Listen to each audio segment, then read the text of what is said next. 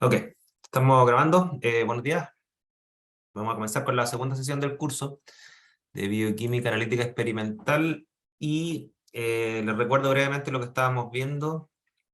En el marco de la presentación del curso, estábamos viendo primero la definición de constituyente mayoritario y minoritario en una muestra y dentro de esa definición vimos cómo la estrategia cambia respecto a la cuantificación de constituyentes mayoritarios comparado con los minoritarios.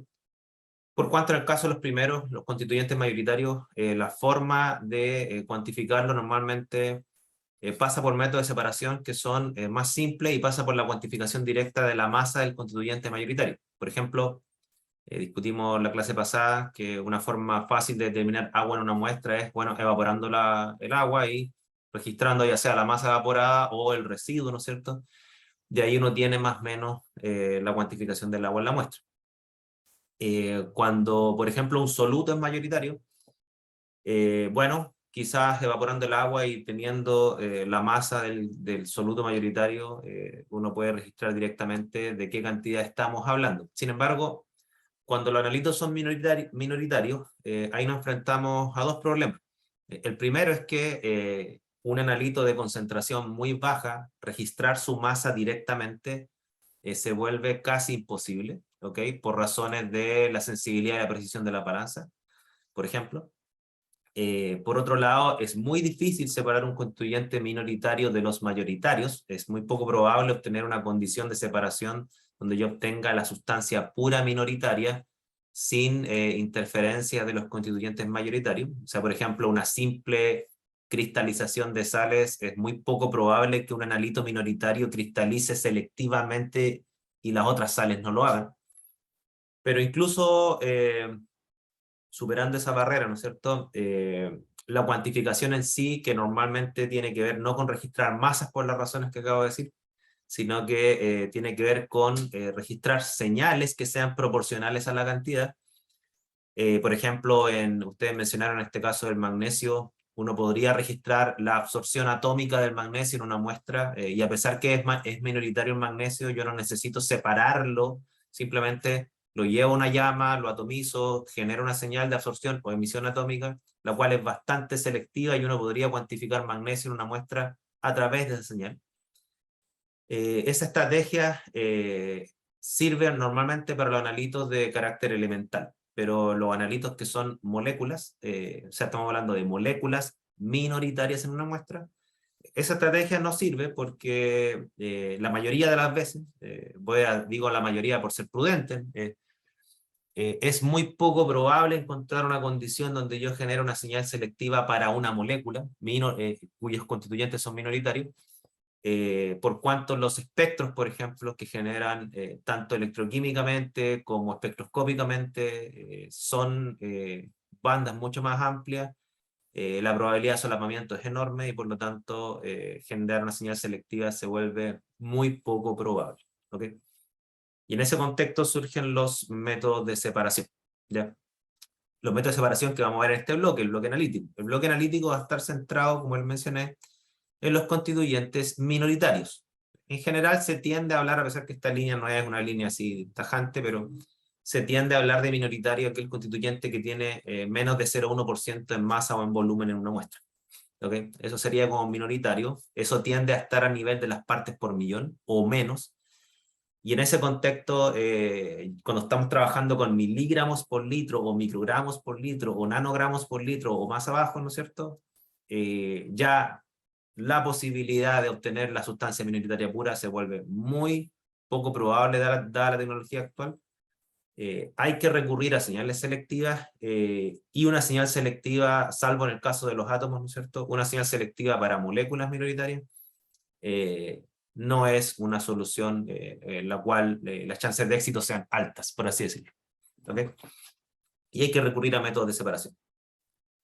Distintos son los casos de los constituyentes mayoritarios, como yo les mencioné, cuando yo quiero cuantificar un constituyente mayoritario, nosotros los separamos y lo que importa en esa separación es que yo obtenga la totalidad de mi analito mayoritario, registro su masa, me interesan métodos de separaciones que sean eficaces y eficientes, ¿no es cierto? en el sentido de que yo obtenga toda la masa de mi constituyente mayoritario de forma rápida, registro la masa en una balanza, cuantifico. Por ejemplo, proteínas totales, eso tiende a ser ese tipo de estrategia, ¿ya? Agua tiende a ser ese tipo de estrategia.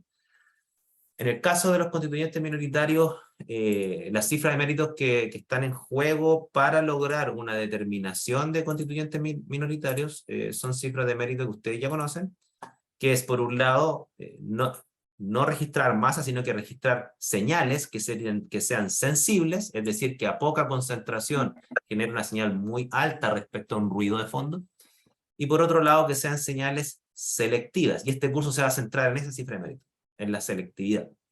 Señales que sean selectivas significa que ante una presencia de interferencias, el instrumento responde mayormente a mi analito. O sea, la sensibilidad de mi analito respecto de las interferencias es muy alta. Y ustedes mismos dijeron, y voy a irme a la última diapo que vimos en la clase pasada, ¿no es cierto? Después me devuelvo a estas diapos, perdón. Como ya les mencioné, para obtener una señal selectiva hay dos estrategias. La estrategia número 1 es la que vimos en Analítica 2. ¿Okay? ¿Cuál es esa estrategia? Encontrar una condición instrumental relacionada con el detector en donde la sensibilidad que tiene mi señal analítica para con mi interferencia es muy baja. ¿Okay? Es decir, esta B sería una interferencia, ¿no es cierto? K sería su pendiente en una curva de calibrado. Si esta sensibilidad tiende a 0, ¿okay? Toda la señal de la interferencia va a tender a 0 y yo voy a tener una señal selectiva. O sea, la señal de mi instrumento va a ser proporcional mayormente a la concentración de mi analito. Eso es lo que se consigue en espectroscopía atómica, como yo les mencionaba. O sea, la sensibilidad del sodio a la longitud de onda del litio tiende a ser 0. ¿Ok? Y al revés también, la sensibilidad del litio a la longitud de onda analítica del sodio tiende a ser 0. Es decir, yo consigo una señal selectiva para litio en presencia de sodio con esta estrategia, y en general la espectroscopía atómica funciona bajo esa lógica. Por eso los métodos de espectroscopía atómica para determinar elementos no requieren métodos de separación. ¿Ok? O sea, yo no necesito, por ejemplo, si yo tengo una muestra de agua de mar, la cual tiene mayormente cloruro de sodio, y yo les digo a ustedes, determínenle potasio al agua de mar, el potasio va a ser minoritario respecto al sodio. ¿Necesitan ustedes separar el cloruro de sodio del cloruro de potasio antes del análisis? En espectroscopía atómica, no. Ustedes pueden generar una señal muy selectiva para sodio y sensible, para potasio, muy selectiva y sensible para potasio, a pesar que hay sodio presente en la muestra, mezclado con el potasio, y a pesar que el sodio es mayoritario. ¿Ok? Entonces la espectroscopía atómica tiene ese éxito. Lamentablemente no han generado hasta el día de hoy métodos analíticos cuyos detectores sean así de selectivos para moléculas. Por lo tanto, la estrategia número 2, que es la que nos vamos a centrar de ahora en adelante, es esta. Es que cuando el método de lograr una señal selectiva vía sensibilidad 0 de mi interferencia, cuando ese método fracasa, es decir, cuando no hay forma de encontrar una condición en donde mi analito genera una señal selectiva frente a una interferencia, es decir, la interferencia también va a generar una señal, sí o sí, ¿qué es lo que tengo que hacer entonces? Optar por la estrategia número 2, que es llevar la concentración de la interferencia a 0 antes de llegar al instrumento, antes de llegar al detector, por así decirlo. Eso se llama separar. O sea, encontrar una condición donde yo bajo la concentración de la interferencia a lo más baja posible, ¿no es cierto? Ojalá y lo lleve a 0, y la concentración de mi analito se mantenga, y yo así logro una señal selectiva. Eso es lo que vamos a ver a continuación. ¿Qué métodos existen para eso? Bueno, nosotros nos vamos a centrar en la cromatografía, como les mencioné, porque la cromatografía por lejos es el método de separación más propagado, por así decirlo, en lo que es en el mundo analítico, ¿no es cierto? Es porque es el que tiene más éxito, ¿ya? No digo que no hay otros métodos, no digo que no tienen éxito, pero los éxitos son mucho más acotados, y en el marco, en el contexto laboral, al menos chileno, y en el contexto laboral mundial, de hecho, la cromatografía y los instrumentos cromatográficos son de los más vendidos en el mundo.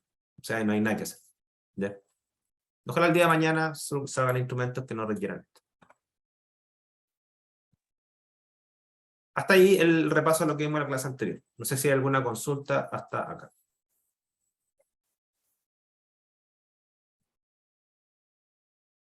¿Consulta, comentario? Profe, Sí.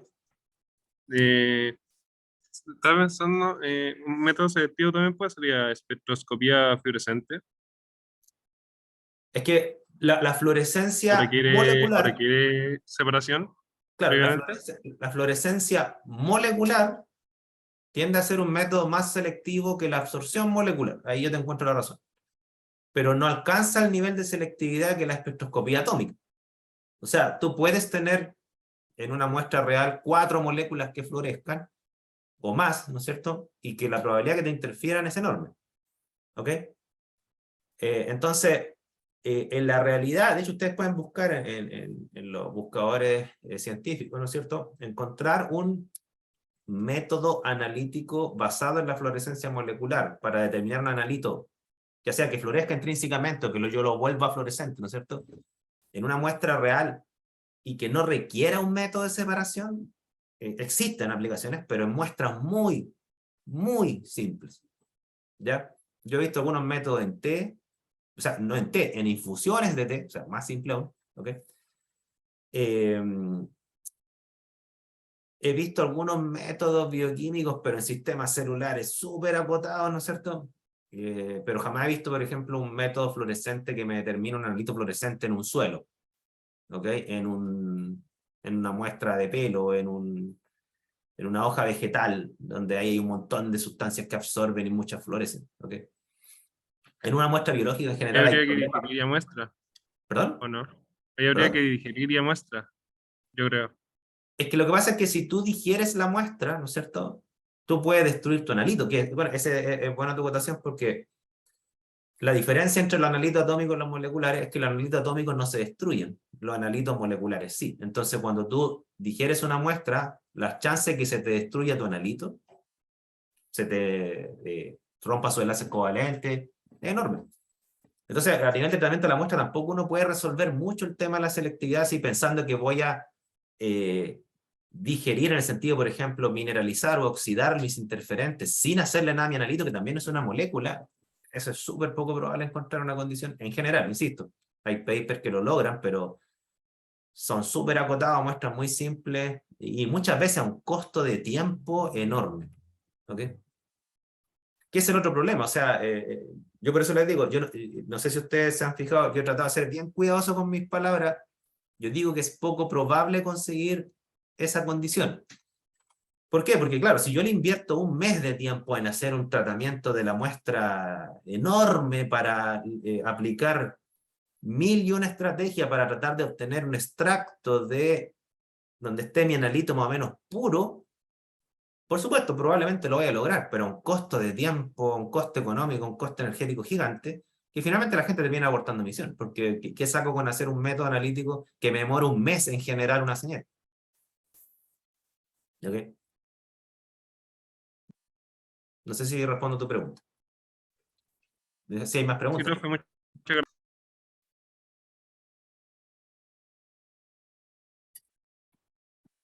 Por favor, más dudas, consultas, comentarios. Profesor, disculpe, ¿Sí? el tema de que la espectroscopía molecular sea menos selectiva es por el tema de las bandas.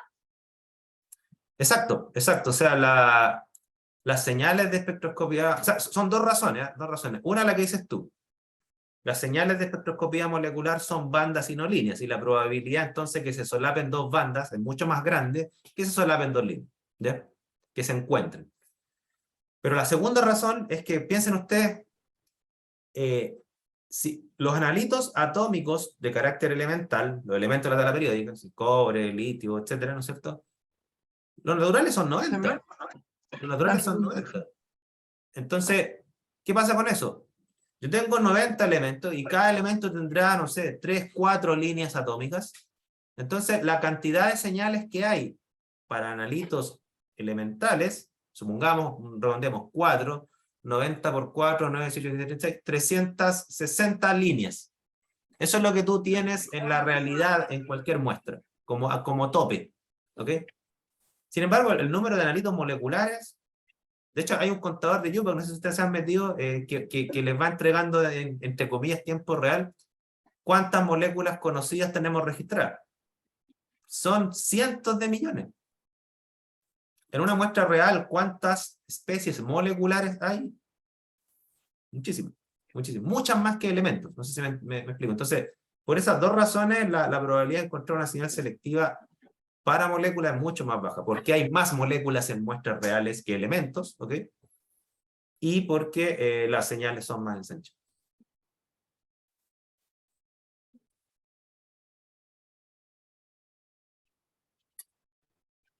Por favor. Esto es importante que lo reflexionemos. Más dudas, consultas.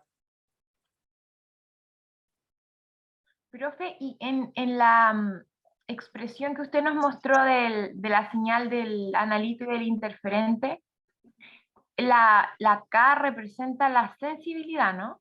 Claro. Sería la pendiente de una curva de calibrado, por ejemplo. Ujú. La sensibilidad. Perfecto.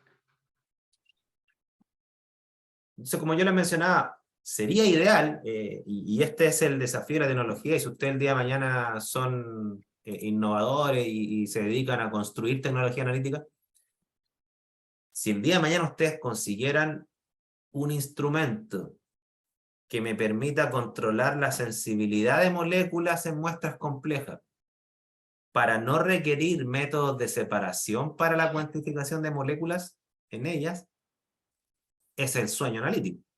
¿Ya?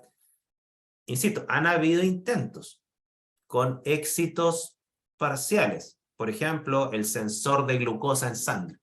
Ya, esa cuestión sí reconozco que lograron encontrar una especie de superficie química que interactúa selectivamente con la glucosa en una muestra de sangre que tiene un montón de otras moléculas, ¿ya? Y el sensor ha sido más o menos un éxito, de hecho se vende comercialmente. ¿Ok? Y las personas que lo inventaron probablemente son millonarios, ¿ya? Ese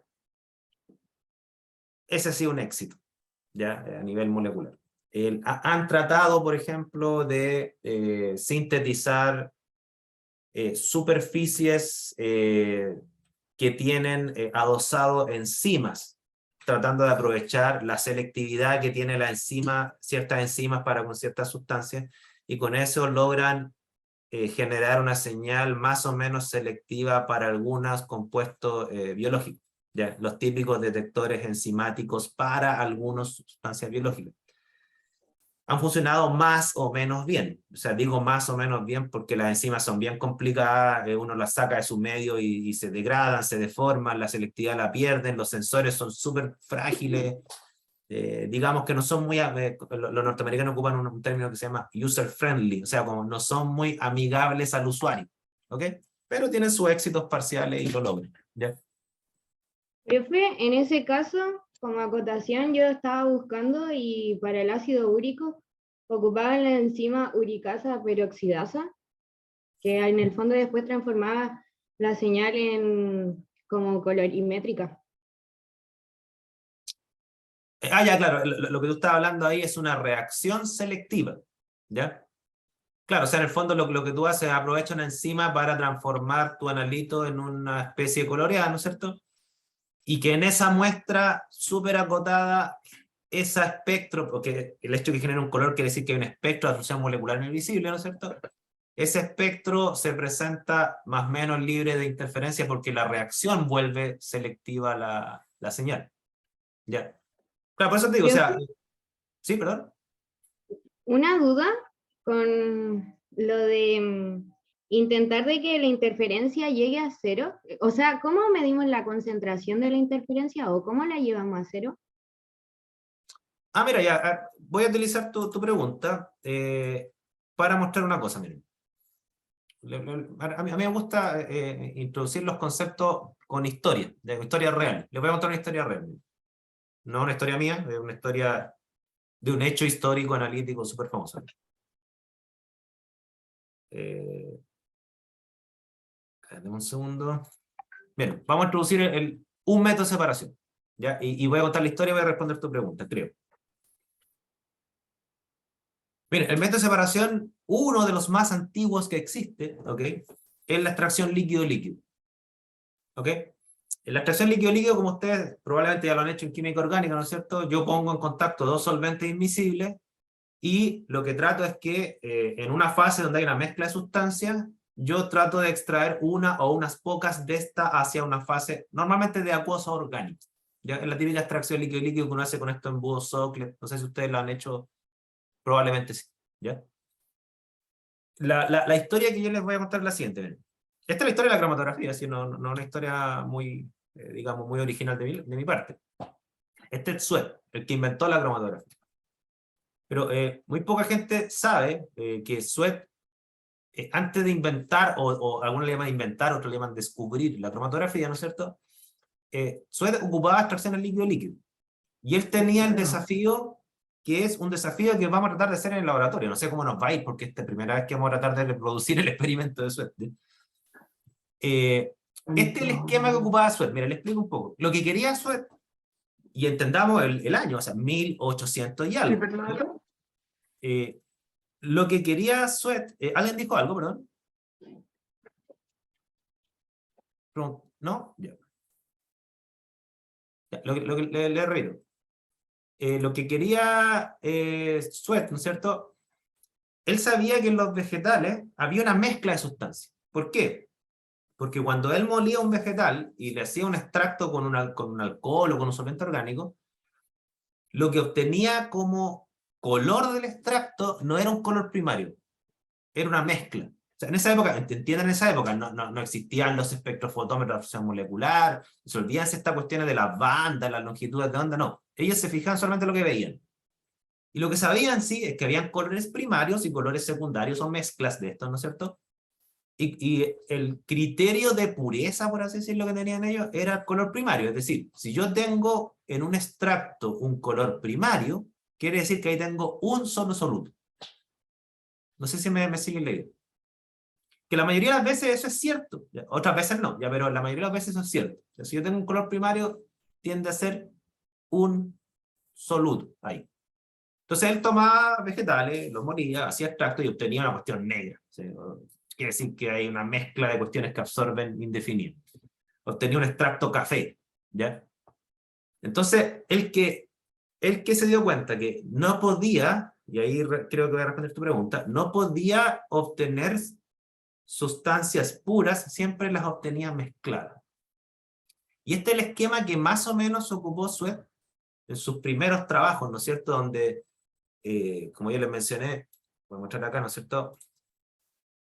Tomaba un extracto de pigmento, hacía un extracto, obtenía una fase con un color que no era primario, para tratar de obtener un color primario, traspasaba esa fase a otro tubo, ese otro tubo lo ponía en contacto con otro solvente, para ver si es que se obtenía ahora que tengo dos fases, lograba obtener un color primario, y repetía este proceso una y otra vez, separaba fases y las ponía en contacto con otros solventes, con la esperanza de obtener colores primarios.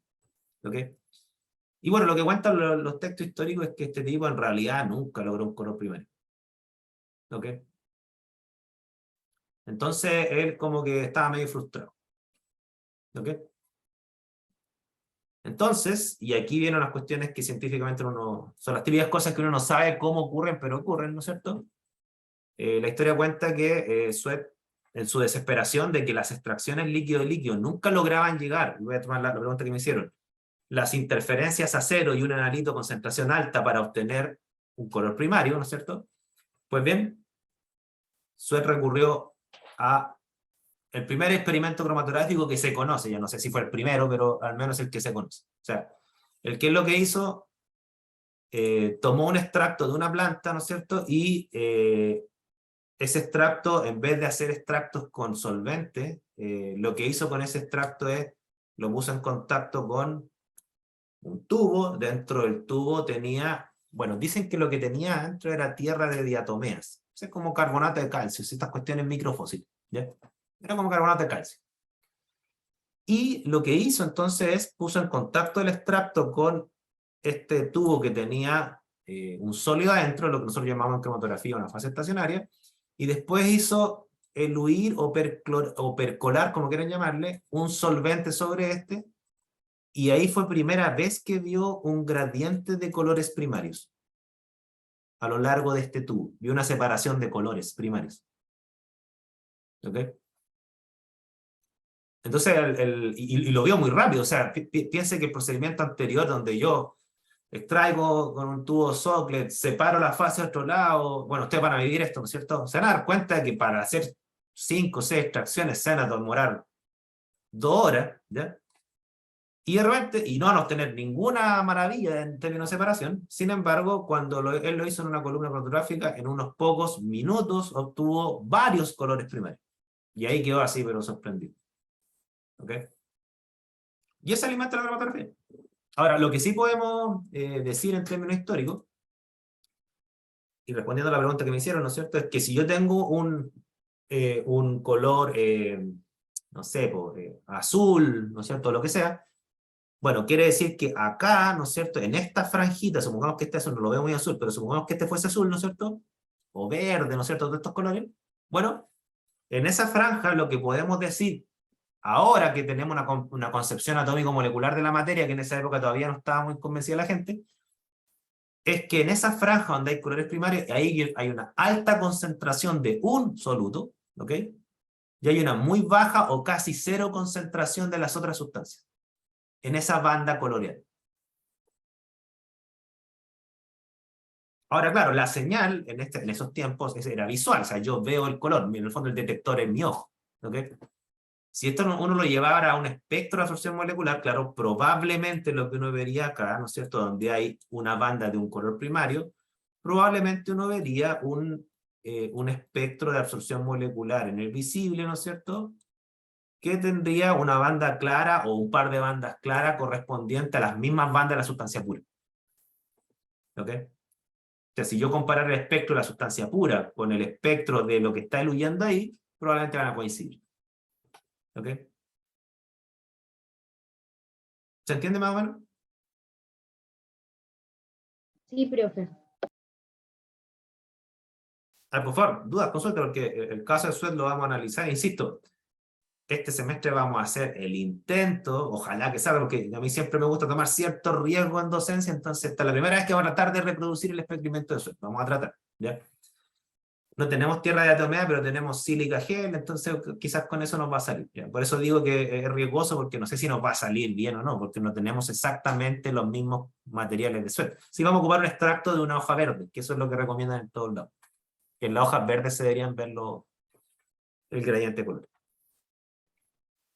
Profe, disculpe, ¿Sí? tal vez media tonta mi pregunta, pero ¿por qué un color primario significaría que hay una sustancia solamente, una molécula? Sí, es que mira, cuando digo eso estoy poniéndome en la cabeza de las personas de aquella época, ¿ya? Un criterio de pureza visual, fíjense, es que tenga un color primario, porque una sustancia tendría un color primario siempre y cuando tu espectro de absorción molecular, ¿no es cierto?, absorbancia, longitud de onda, ¿no es cierto?, te entregue una sola banda muy intensa, ¿ya? Por ejemplo, no sé, pues, te presento una banda. Es que mira, todo depende de la teoría del color, porque no sé si ustedes saben que hay 2 teorías del color. ¿Ok? Está la teoría del color que dice que, en el fondo, cuando yo veo un objeto amarillo, ¿no es cierto?, es porque, teoría del color número 1, es porque la luz que le llega, entendamos la luz del sol, que es policromática, ¿no es cierto?, la luz que le llega absorbe la mayoría de los colores, y uno de ellos lo refleja, y ese es el amarillo. Esa es una teoría del color. O sea, en el fondo, lo que yo recibo es el color reflejado, ¿cierto? Está la otra teoría del color, yo digo que las dos son ciertas dependiendo de las circunstancias, que dice lo siguiente. En el fondo, cuando yo veo un color, ¿no es cierto? Por ejemplo, supongan que esta banda es la absorción del amarillo. O sea, aquí está el amarillo, en esa banda, ¿no es cierto? Entonces, quiere decir que esa molécula absorbe de todo el espectro del Sol el amarillo, el resto no lo absorbe, ¿no es cierto? Y por lo tanto es el que refleja, y yo lo que recibiría acá es la mezcla de estos dos colores. Supongamos que esto fuese, a ver, bajo el amarillo tendríamos, supongo que esto fuese azul hacia la izquierda y rojo hacia la derecha.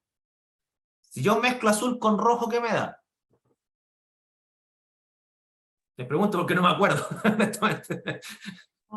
Si es más ¿Morado? azul, da como ¿Ah? morado. Marrón, morado, bueno, algo así, que pucha, hace tantos años que no hago una mezcla con témpera desde que era niño, ¿ya? Morado, profe. Un morado, y entonces lo que yo vería entonces en ese contexto sería morado, ¿ya? Entonces, por eso yo le decía, la idea de que aparezca un color primario, en esa época se entendía como indicador de pureza, ¿ya? En base a la teoría del color actual, que eso vino después, ¿no es cierto?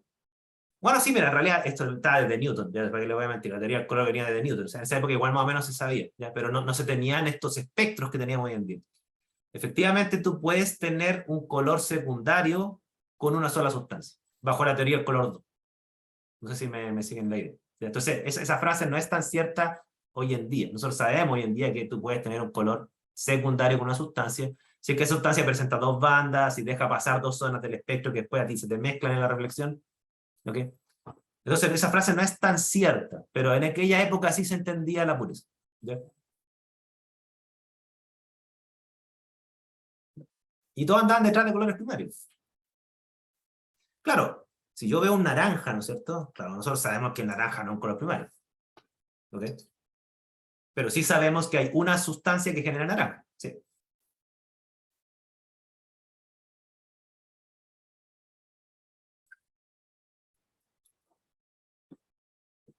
¿Me sigue la idea? Sí, profe. Para Profe, todos los que- una sí, sí, consulta. sí, dale. Esta cromatografía que hizo él fue por tamaño, ¿no? No. Es cierto que existe una cromatografía de exclusión por tamaño, y yo entiendo que ustedes la mencionen porque es muy popular en bioquímica, entre paréntesis. Pero no, esta cromatografía, si la tuviéramos que clasificar dentro de la terminología actual, sería una cromatografía de reparto. ¿Ok? Cromatografía de reparto en fase normal sería. Ya, ese sería como el término correcto. ¿Ok? O sea, de reparto quiere decir que hay una interacción con la fase estacionaria y esa interacción tiene que ver con fuerzas moleculares débiles propias de sustancias más polares. ¿Ok?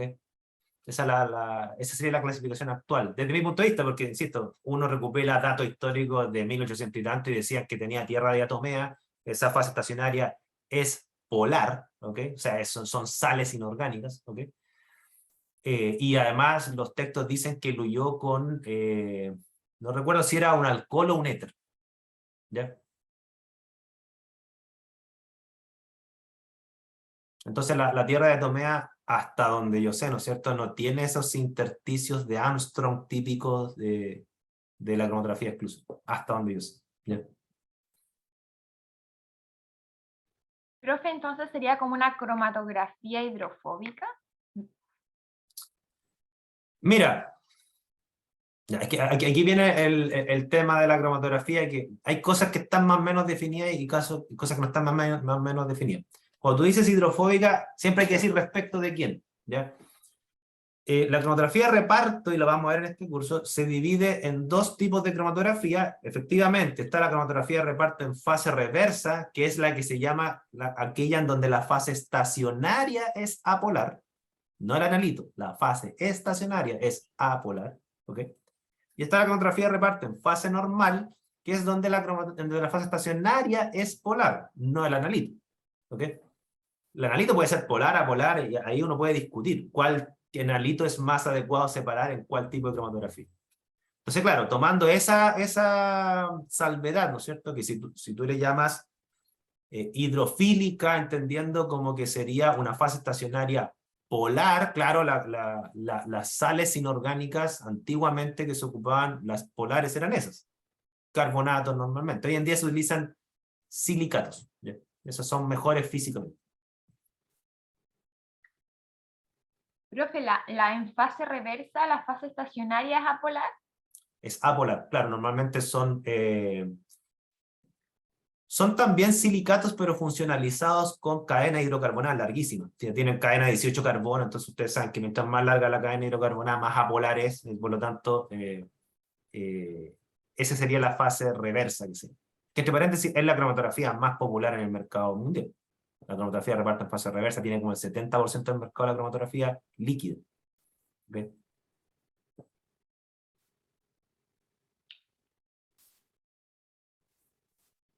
Más consultas. Ahora, ojo, porque ustedes me están haciendo preguntas, y está bien que lo hagan, ¿no es cierto? A nivel así como de interacción y todo el tema. Tengan en cuenta ustedes que en esa época echaron esto y vieron que funcionó, o sea, nada más. Las teorías que explicaron por qué funcionaba tan bien, esas teorías vinieron como en 1950. ¿Ya? Creo. Bueno, ahí también le voy a contar esa historia. De hecho, hay un premio Nobel que desarrolló toda la teoría asociada a la cromatografía de reparto, precisamente. Hay un premio Nobel detrás de eso. Y voy a contarle la historia de ese premio Nobel. Siempre me gusta contarlo.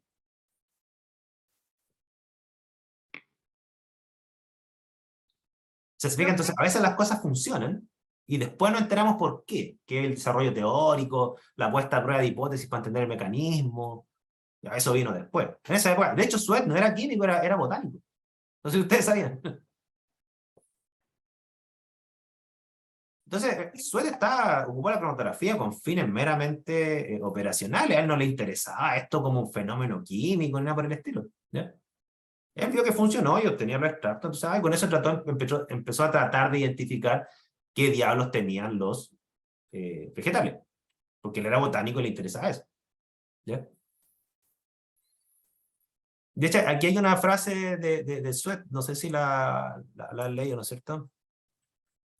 Dice como luces de rayo en el espectro, los diferentes componentes de una mezcla de un pigmento obedecen a las leyes y están resueltas en la columna de carbonato de calcio. ¿Se fijan? Y pueden ser cualitativa y cuantitativamente determinados. ¿Por qué cuantitativamente? Porque mientras más intenso sea el color, más cantidad debería tener. ¿Ok? Yo llamo a esa preparación un cromatograma y al correspondiente método un método cromatográfico. ¿Ya? Esas son palabras de Sweat. Por eso él dice que él inventó o descubrió la cromatografía. Para mí, la palabra correcta es inventó. ¿Ya?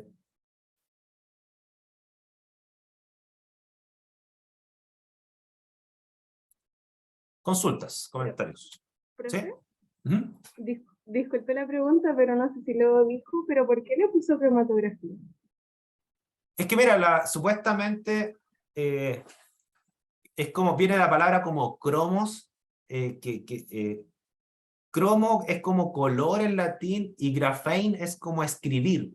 Entonces, claro, en el fondo, no sé si lo llevó al latín o no, pero lo que quiere decir esto es que literalmente se marcaron los colores en la columna, por así decirlo. Entonces, por eso viene cromographein, o sea, colores marcados o escritos. Y eso se conjugó en un término que se llama cromatografía. Ah, ya, gracias. Así lo leí en algún lado. Probablemente no sé si estoy utilizando las palabras así como correctas de latín, no sé nada de latín, pero por ahí hablamos. ¿Ya? Y hoy en día, y esto es lo que vamos a tratar de hacer, ¿no es cierto? Las columnas cromatográficas, que ya no se hacen con carbonato de calcio, ¿no es cierto? Se hacen con sílica, tiene mucho más ventaja, más resistente, mucho más solvente, ¿no es cierto?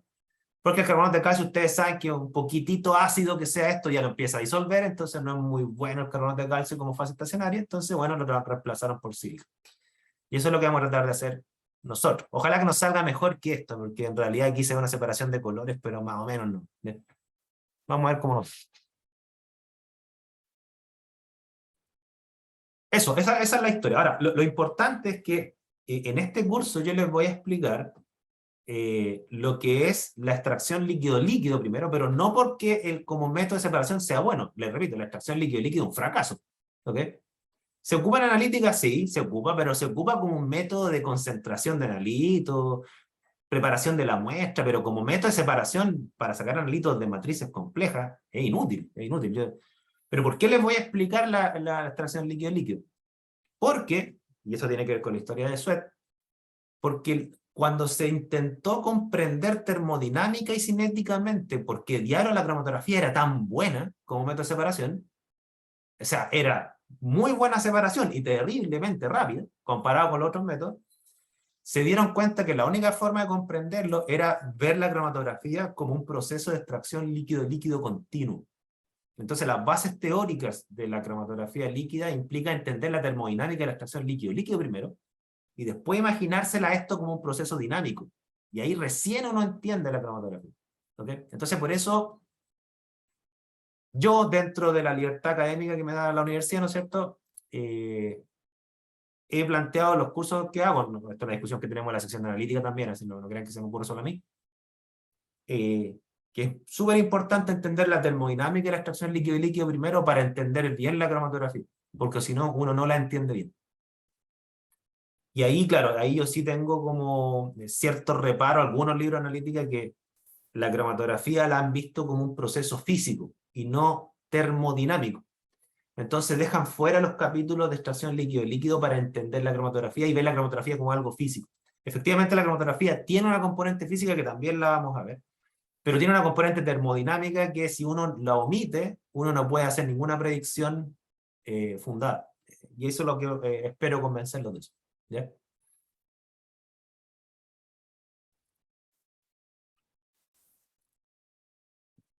Ya, estas son también palabras de Sweat. Fíjense, considero positivo cambiar el solvente durante el proceso, porque él la cromatografía le funcionó, pero después empezó a cambiar de solventes, porque recuerden que el proceso es el siguiente: él muele un vegetal, lo extrae con un solvente, ese solvente lo pone en contacto con la columna, o sea, lo agrega a un tubo, ¿no es cierto? Pero ahí queda una banda que no avanza en la columna. ¿Qué es lo que tiene que hacer después? Agregar otro solvente para que ese trozo de solvente que agregó avance en la columna. Entonces él empezó a cambiar de solvente. Y él, dentro de los experimentos que hacía, él, frase de él, ¿no es cierto?, dice: considero positivo cambiar el solvente durante el proceso. Es decir, si él empieza a agregar sobre la columna para que esto avance, empieza a agregar un alcohol, él se da cuenta que si le agregaba un alcohol y después cambiaba de alcohol o cambiaba un éter o lo que sea, a veces las separaciones daban mejor de lo que ya le estaban dando. ¿Ok? Entonces él veía que si yo quería mejorar la cromatografía, que ya era bastante buena para la época, cambiar el solvente para lograr mejores resultados era una buena estrategia. ¿Ya? Y estas también son palabras de Sweat, ¿no es cierto? Él trató de imaginarse, y ahí yo me saco el sombrero ante Sweat, considerando que él tenía una formación de botánico, no de químico, ¿no es cierto? Él dijo: considero la columna como segmentos individuales. O sea, él se empezó a imaginar la columna como que estaba separada en trocitos. Es pura imaginación, ¿eh? Él dijo: lo considero como segmentos individuales con solventes. Porque claro, en el fondo él veía que se separaban colores y quedaban bandas de colores marcadas. Entonces él se imaginaba que en esos trozos la columna como que retenía los colores. Por eso le llamaba solventes, desorción. ¿Ok? Él no hablaba del mecanismo, si era adsorción, absorción, esa eterna discusión que yo encuentro súper latera, ¿no es cierto? Se sorbían, o sea, cómo no sé, pero quedaban ahí. Palabra más común, se pegaban ahí, ¿ya? Por así decirlo.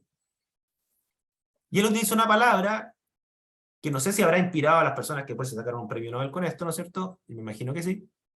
Dijo: considero que existía... consideró, porque estas ya no son palabras de Sweat, ¿no es cierto? Consideró que existía un reparto entre el solvente y el sorbente. O sea, en el fondo él decía: parece que el analito se reparte, o sea, la sustancia, no analito, ¿no es cierto? Se reparte entre la columna y el solvente, como que se distribuye, así como lo entendía él. Esas palabras fueron bien asertivas, porque cuando se hicieron los estudios después de qué diablo estaba pasando realmente para entender la cromatografía, todos esos términos que utilizó él, segmentos, que ahora se llaman platos teóricos, sorbente y reparto, se mantuvieron, se dieron cuenta que esos procesos existían. ¿Ok? O sea, todo lo que él pensaba en su imaginación, en realidad se dio en la realidad. Profe, disculpe, Sí. me quedó una duda con lo que era el sorbente. Claro, o sea, sorbente sería el sólido sobre el cual tu sustancia se retiene. O sea, el hecho, por ejemplo, el hecho que aquí en la columna, después de pasar un solvente, te queden colores a lo largo de la columna, como se ve acá o como se ve acá, que aquí ya se ve como un verde más o menos y aquí hay un amarillo, ¿no es cierto? ¿Él cómo trató de entender eso? Parece que estas sustancias están quedando retenidas o sorbidas en la fase sólida. Entonces, el sólido no es inerte, ¿ya? El sólido retiene la sustancia. Así lo vio él. ¿Ya? O sea, la tierra de diatomea sería el sorbente. En su Exactamente. experimento. Ya. Claro, el sorbente sería la fase estacionaria, exactamente, ahí respondiendo la Paula también, ¿no es cierto? Y el analito se reparte como entre las dos, decía, o sea, por un lado se retiene en el sorbente, en la fase estacionaria, la tierra de diatomea o el carbonato de calcio en este caso del suelo, pero también como que de repente tiende a avanzar con el solvente. Fíjense el proceso que es bien complicado de imaginárselo, o sea, son como van avanzando partículas que en algún momento se sorben, o sea, quedan retenidas sobre el sólido, y en algún momento vuelven a avanzar con el solvente, es como que se van distribuyendo en ambas fases a lo largo de todo este proceso. Bueno, fíjense que entender la cromatografía hoy en día hay que llegar a entender eso. De hecho, los esfuerzos que vamos a tratar de hacer en este curso, ¿no es cierto? Y voy a tratar de hacer lo más fácil posible esto para ustedes, es entender eso, es entender esto es un proceso dinámico entre que se retiene y avanza, y hay toda una termodinámica de la cual depende todo esto. De hecho, en analítica se reconoce que la cromatografía es, en términos de la educación, ¿no es cierto?, es la que más difícil de enseñar, porque involucra integrar toda la química analítica, o sea, integrar la química de soluciones, la analítica 1, integrar la física de detector, porque finalmente esto va a eludir y va a generar una señal, entonces el tema de los detectores hay que tenerlo presente, pero además hay que entender esto en un proceso dinámico y de dos fases. Y entonces eso lo vuelve medio complicado, ¿ya? O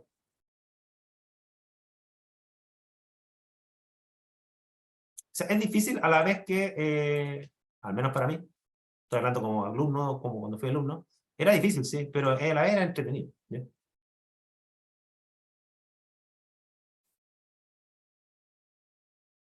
Bueno, hoy en día los equipos cromatográficos ya son unas montañas de conceptos en equipo cromatográfico de mucho tiempo atrás, ¿ya? Vamos a ir viendo esto. Entonces, por eso les voy a enseñar extracción líquido-líquido. ¿Cuál es el foco? Entender la termodinámica de la extracción líquido-líquido para después entenderla en un contexto dinámico llamado cromatografía. ¿Ok? Entonces, primero vamos a ver la termodinámica estática de un reparto de dos fases, y después vamos a ver la termodinámica dinámica en un reparto entre dos fases. Ese salto es el difícil de hacer, ¿ya? Por eso es importante su participación en las preguntas que me dan. Pero voy a saltarme esto un poquito. Pero... ya. Aquí tienen ustedes más o menos, ¿no es cierto?, a lo cual los vamos a referir ahora, ¿ya? La cromatografía, como la plantea Sweat, ¿no es cierto?, es un proceso de dos fases. Un sorbente, ¿no es cierto?, la fase estacionaria o el sólido que está dentro de la columna, y un solvente o fase móvil, que es la que se agrega al tubo. O sea, son dos fases. El analito se reparte entre el sorbente y el solvente. ¿Ok? ¿Tiene una analogía con extracción líquido-líquido? Sí, porque en extracción líquido-líquido precisamente pasa eso. ¿A qué me refiero con eso? Que tenemos un analito o sustancia química, ¿no es cierto?, a determinar, que se reparte entre dos fases, una fase acuosa y una fase orgánica, invisible en esta. ¿Ok? Cuando usted hace una extracción, bueno, el analito se va a repartir entre dos fases. Este es un equilibrio, no se trata que el analito se extrae y no queda nada en agua y queda todo en orgánico, no, esto es un equilibrio. ¿Ok? Y como todo equilibrio, energéticamente puede que la extracción te favorecía hacia la fase orgánica o hacia la fase acuosa. Eso va a depender de la termodinámica que vamos a ir viendo a continuación. Pero lo concreto, este es el proceso que vamos a estudiar ahora. Lo vamos a estudiar en términos de su termodinámica y los equilibrios competitivos que le afectan, ¿ya? Profesor, Sí. el proceso que está mencionando ahora es el de extracción líquido-sólido. Mira, esto nosotros lo vamos a explicar en el contexto de extracción líquido-líquido, a pesar que lo que vamos a hablar ahora es para el reparto entre dos fases en general. Puede ser líquido-líquido, sólido-líquido, ¿no es cierto? El principio es el mismo. ¿Ya? Ya. Yo lo centro en líquido-líquido porque probablemente les es más conocido a ustedes eso, que una extracción sólido-líquido, ¿ya? A pesar que esa existe.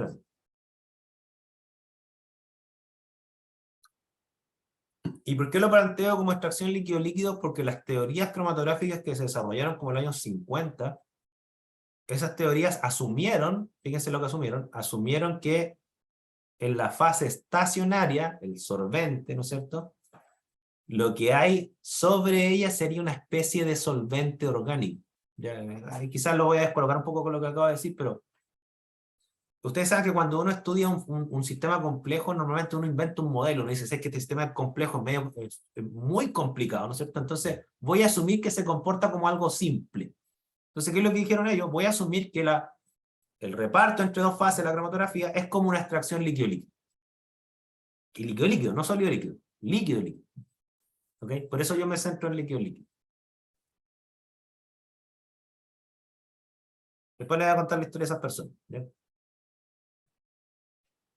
Entonces tenemos este contexto, ¿no es cierto? Y aquí el primer concepto que vamos a utilizar. Y aquí yo les voy a subir al navegador un mini texto que escribí hace muchos años atrás.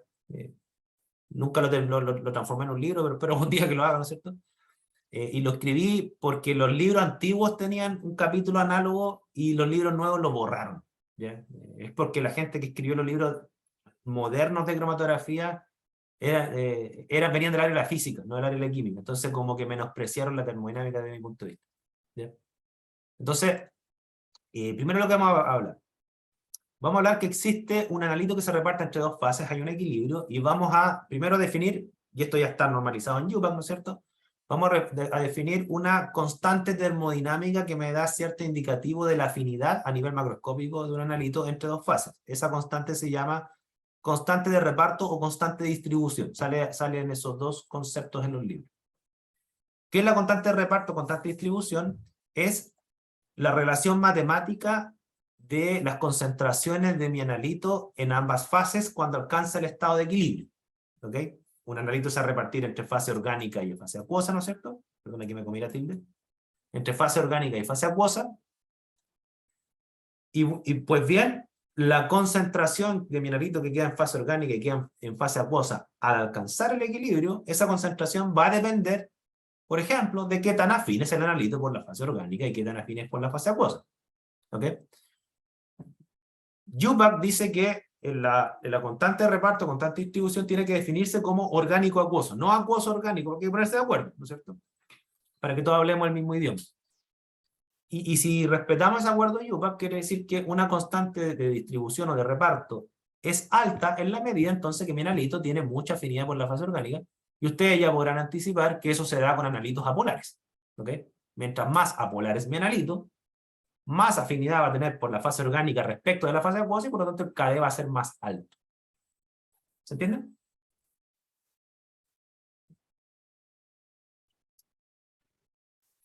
¿Sí?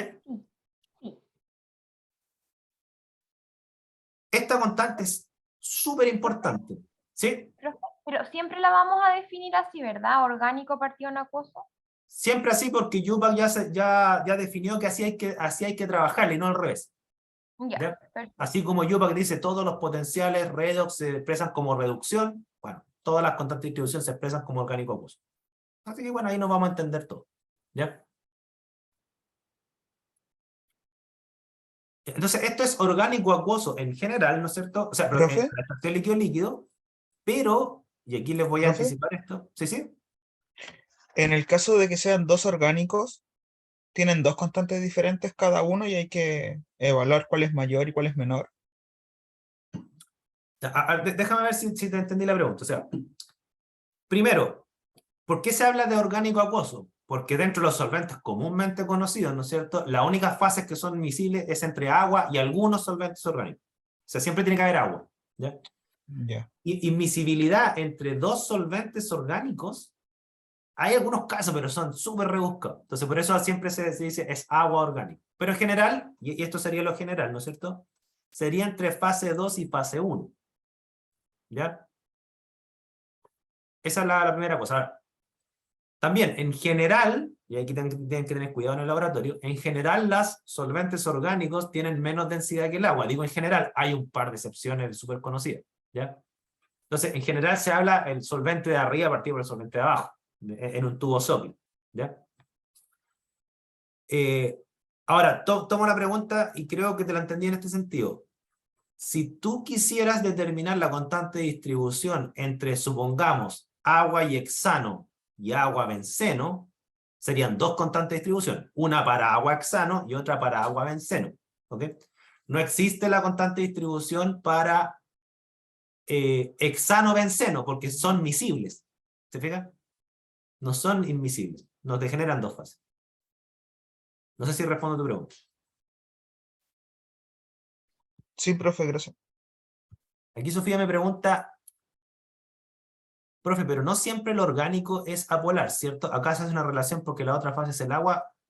Claro, o sea, en el fondo, ¿qué es lo que se dice? Se dice que el orgánico es apolar porque es más apolar que el agua. No sé si ustedes saben que, bueno, vamos a ver, de hecho en el curso hay escalas de polaridad, hay un solvente, por así decirlo, orgánico, que tiene una constante dieléctrica o una polaridad casi igual al agua, ¿ya? Pero el agua es una anomalía como solvente, o sea, el agua tiene una polaridad, o sea, una polaridad, perdón, pero enormemente alta comparado con todos los otros que le siguen. Por ejemplo, el más cercano que hay es el metanol. Y en esta escala de polaridades, el metanol tiene menos de la mitad de la polaridad del agua, hacia el tiro, sí, es un salto gigante. Entonces está el agua acá en términos de polaridad, está el metanol acá y después siguen todos los otros solventes. Entonces por eso siempre se habla de que la fase orgánica es apolar, ¿no es cierto? Bueno, ahí tú tienes un valor, yo no me acuerdo exactamente el número, sé que la constante eléctrica del agua es grande, no sé, no me sé el número de memoria, y creo que hay un solvente, el dimetil sulfóxido, creo que como una rareza que se aproxima al agua, pero es una cosa muy, muy rara. ¿Ya? Es Pero... como 80, creo, profe, la del ¿Perdón? agua. Creo que la del agua, la constante, creo que es como 80 o algo así. Ya, sí, bueno, aquí Camilo pone en el chat 80 también. Probablemente esa, no sé, yo de memoria no me sé el valor. ¿Ya? Pero si ustedes se van a otros solventes, no hay ninguno. Y creo que el que hay, el que se le aproxima más que el dimetil sulfóxido, creo que es incluso sintético. ¿Ya? No sé, el agua en la naturaleza es una cosa súper rara. Yo lo encuentro hasta mística.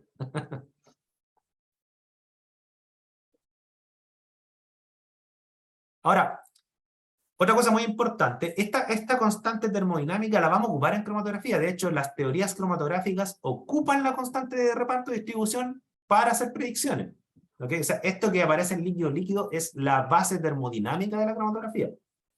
Entonces, aquí, en realidad debería haberlo puesto acá, se lo voy a decir verbalmente. En cromatografía, la constante de reparto de distribución se define como la concentración de mineralito en fase estacionaria partido por fase móvil. Porque el analito, como se lo imaginó Sweat, se reparte entre el sorbente y el solvente. El sorbente es la fase estacionaria, el carbonato de calcio, y el solvente es la fase móvil, la que hace eluir esto. Bueno, en cromatografía se trabaja que la constante de reparto entre esas dos fases sería fase estacionaria partido por fase móvil.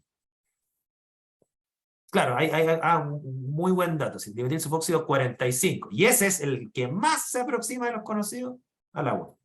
Hasta donde yo sé, no sé si habrá otro, pero al menos los que yo conozco. Y que se ocupan en analítico. ¿Ya?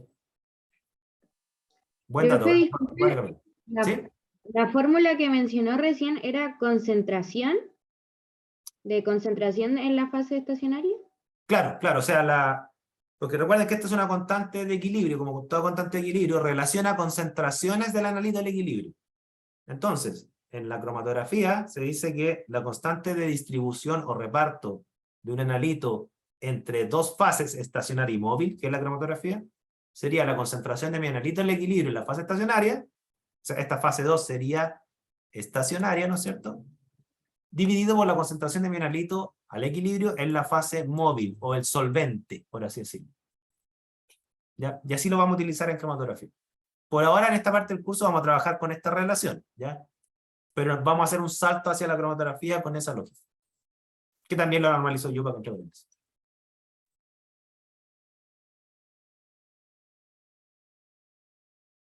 Y así me gusta que estén atentos a los datos y todo eso.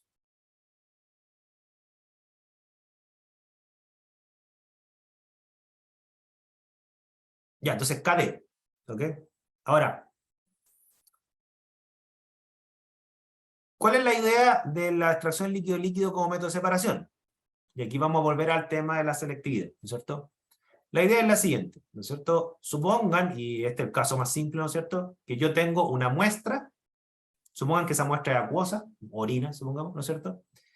Y yo tengo mi analito A, pero está, por ser una muestra real, mezclado con interferencias. Para este caso vamos a hablar de la interferencia B, o sea, las partículas de B son interferentes, las partículas de A son analitos.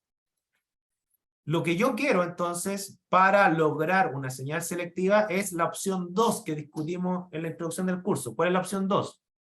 Bajar la concentración de la interferencia a 0 para mantener la concentración de mi analito libre de concentración de interferencias, o libre de partículas interferentes, como quieran ver. Entonces, una forma de lograr eso es lo que ocurre en una extracción líquido-líquido, que sería esta. Este es el caso simple y obviamente ideal. Que todas las partículas de analito sean extraídas hacia una fase 2, orgánica por ejemplo, sin extraer las partículas de interferente, y por lo tanto aquí tengo una fase en donde ahora mi analito está libre de interferentes. Y si yo voy a generar una señal analítica en esta fase, por ejemplo una absorción molecular, no hay problema, ¿no es cierto? Porque mi interferente, a pesar que genera un espectro interferente, no tengo interferente en esa fase. ¿Ok? Por lo tanto, lo que lograría en ese caso es una extracción selectiva. O sea, fíjense la palabra que estoy ocupando. Selectiva. ¿Ok? ¿Qué hora es? Vaya, me quedé poquito. Profe, ¿Sí? tengo una pregunta súper tonta, pero No te esto eches por podría abajo. ser, podría ser al revés también, ¿o no? O sea, que extraigo obviamente el analito y queda arriba el otro. Buena acotación, buena acotación. O sea, lo importante es que tú tengas tu analito en una de las dos fases y tu interferencia en la otra. ¿Ok? ¿Por qué? Porque después, en esa fase donde está ahora tu analito con concentración de interferente cero, por así decirlo, ahora yo puedo llevarlo a un instrumento y generar una señal selectiva. Pero genera una señal selectiva no porque el detector sea selectivo, no porque la banda de absorción sea muy selectiva, es porque bajé la concentración de interferente a cero. No sé si me siguen leyendo. Sí. ¿Ok? Claro, este ejemplo que yo le estoy mostrando acá, uno dice, bueno, entonces, ¿para qué quiero la cromatografía? Si yo hago eso, pues no hay ningún problema. ¿Ya? Pero ¿cuál es el problema? Recordemos el caso de Sweat. El problema es que mi interferencia no es B, es B, C, D, E, F, tengo un montón de interferencias, y encontrar una condición de extracción selectiva donde extraiga mi analito sin ninguna interferencia, eso es demasiado ingenuo creer que la voy a encontrar. ¿Ok? Entonces, claro, los métodos de separación vía extracción líquido-líquido funcionan para generar una extracción selectiva y por lo tanto una señal selectiva después. Funcionan para mezcla binaria, todo realmente. Para fármacos, cuestiones sintéticas, muestras simples. ¿Ok? No funcionan muy bien para muestras complejas reales. Y lamentablemente ustedes que se mueven en el mundo bio, son las muestras de las más complicadas que hay, las biológicas. ¿Ok? Como yo les he dicho varias veces, para mí lo único más complicado con una muestra puramente biológica es un suelo, que tiene además de lo biológico, tiene lo inorgánico y tiene los tres estados de la materia. ¿Ok? El suelo es la pesadilla de la química analítica, ¿ya? Como muestra.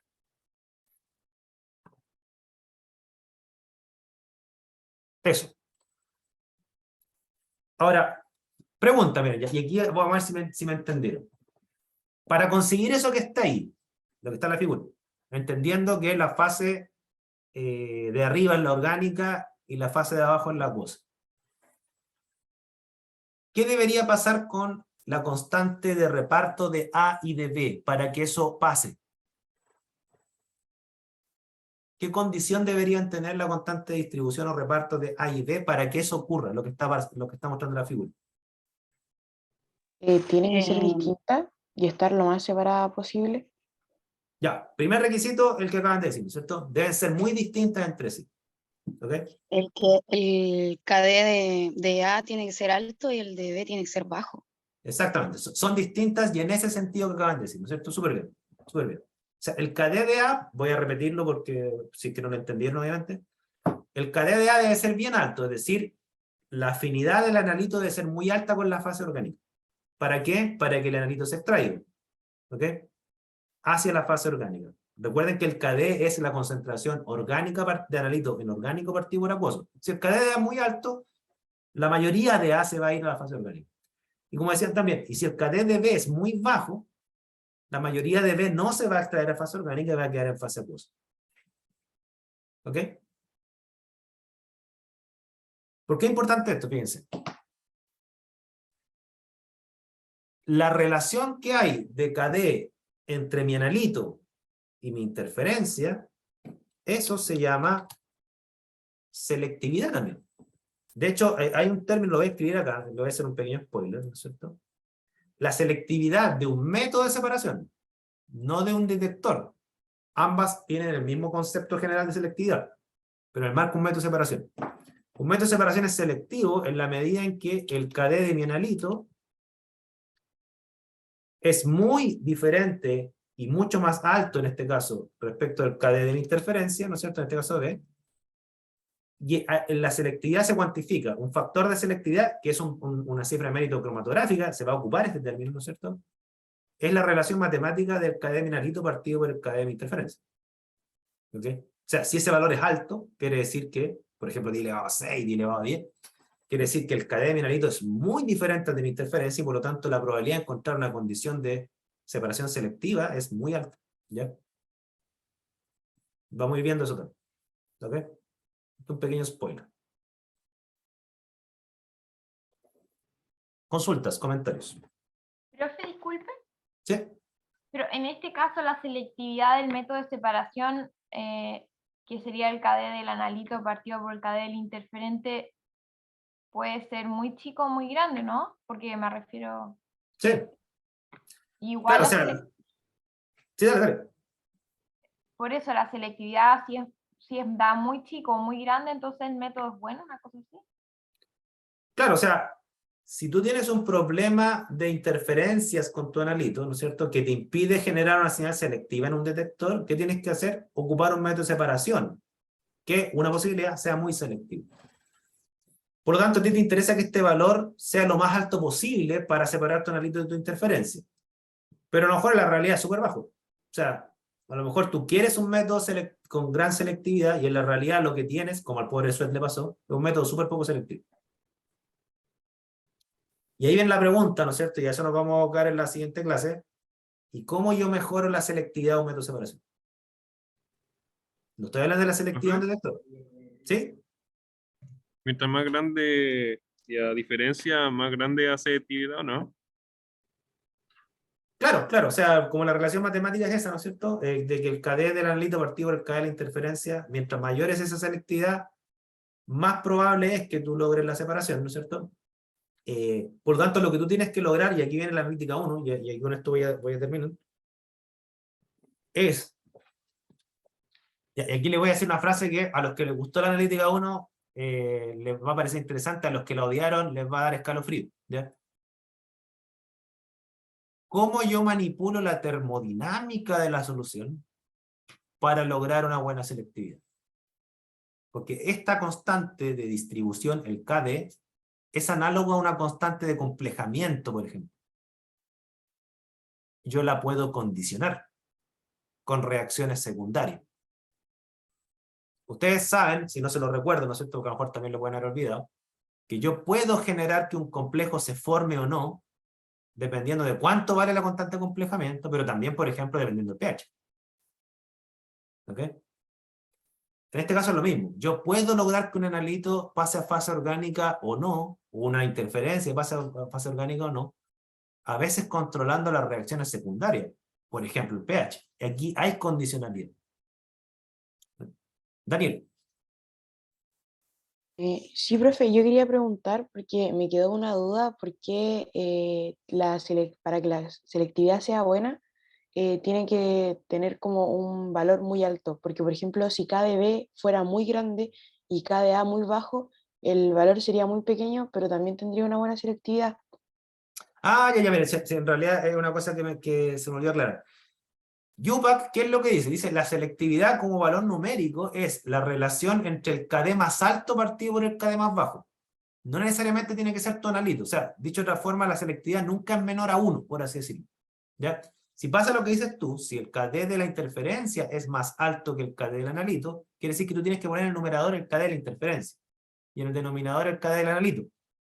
Y en esa circunstancia, igual es bueno, o sea, si tú tienes un KD de la interferencia muy alto, como tú dijiste, ¿no es cierto? Yo igual podría separar muy bien. ¿Te fijas? Pero tendría que ser bajo el esquema inverso, o sea, yo extraigo ahora la interferencia a la fase orgánica y dejo mi analito en fase acuosa. Y la separación sería selectiva igual. ¿Okay? Entonces, en ese sentido, UPAC define la selectividad, por eso normaliza, o sea, el KD mayor partido del KD menor, entendiendo que mientras más alta sea la selectividad, mejor. ¿Cuál queda en fase orgánica y cuál queda en fase acuosa? Va a depender de cuál tiene el KD más alto, nada más que eso. Ya, gracias, profe. ¿Ya? Lo importante, ¿no es cierto?, es que cuánto vale el KD depende de las reacciones secundarias. Si es que, por ejemplo, si su analito es un ácido o es una base, ahí va a depender del pH. Entonces lo que vamos a ver en la próxima clase es cómo influyen las reacciones secundarias en el KD. Y ahí vamos a empezar a trabajar predicciones que nos sirven para la cromatografía. ¿Ok? Vamos a dejarlo hasta acá porque ya estamos al lado. ¿Dudas, consultas hasta acá? Profe, todo esto que usted ha estado hablando ahora de las reacciones secundarias también está en el libro que nos recomendó en la clase de... Sí. Yo escribí un capítulo de esto chiquitito, tiene como 10 páginas, donde aparece así paso a paso las reacciones secundarias, los efectos que tiene, cómo controlarlo, el KDI, la extracción selectiva, etc. ¿Ya? En los libros más antiguos aparece algo, y en el Harvey de Química Analítica Moderna aparece también algo de esto, pero poquito, pero algo hay. ¿En el Harris, perdón? No, en el Harvey, con B, Ah, Harvey de Química Analítica Moderna, así se llama. En ese texto también hay algo de extracción líquido.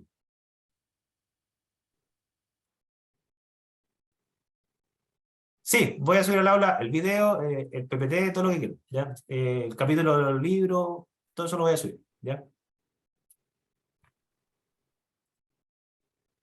Bien, quedamos hasta acá. Que estén bien y cuídense. Nos vemos.